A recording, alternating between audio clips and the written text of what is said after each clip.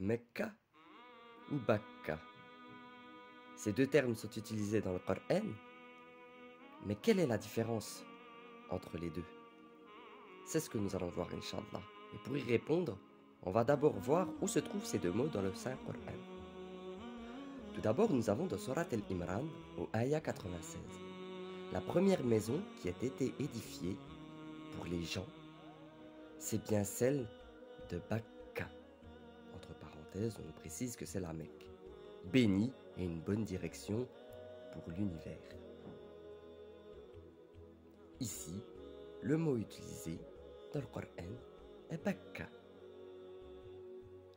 Pour mieux comprendre sa signification, certains nous disent qu'il s'agit du surnom de Mecca. Et pour d'autres, ils disent que non, c'est l'ancien nom de Mecca. Pour mieux comprendre, il faut s'intéresser à la racine du mot. Ensuite, regarder le contexte dans lequel il est utilisé par Allah dans le Coran.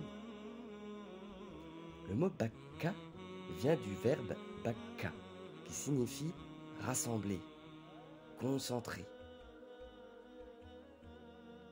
Dans le Ayah 96, la première maison qui a été édifiée pour les gens, c'est bien celle de Bakka, bénie et une bonne direction pour l'univers. Le Ayah suivant, le Ayah 97, nous dit: là sont des signes évidents, parmi lesquels l'endroit où Ibrahim s'est tenu debout, et quiconque y entre est en sécurité. Et c'est un devoir envers Allah pour les gens qui ont les moyens d'aller faire le pèlerinage, le Hajj, de la maison. Et quiconque ne croit pas, Allah se passe largement des mondes. Vous voyez ici, on nous parle du Hajj, le ayah suivant, où le nom Bakka est mentionné. Et on peut constater, il est simple de savoir qu'au Hajj, c'est là où les personnes se rassemblent, là où les personnes se concentrent. Voilà pourquoi Bakka est le mot qui est utilisé lorsqu'on évoque le Hajj, car il rassemble du monde.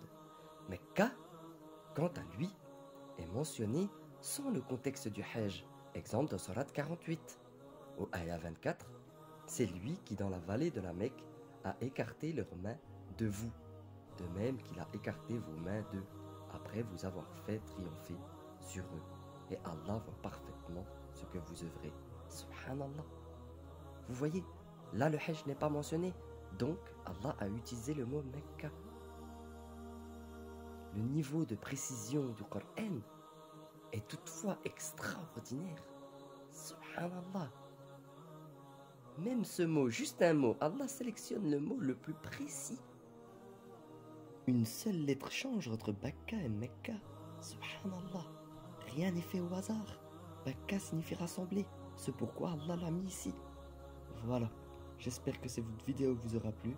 Inch'Allah, n'oubliez pas d'invoquer, d'aimer, de partager autour de vous, Inch'Allah, et de vous abonner si ce n'est pas encore fait. Barakallahu li wa lakum. Assalamu alaikum wa rahmatullahi wa barakatuh. À la prochaine, Inch'Allah.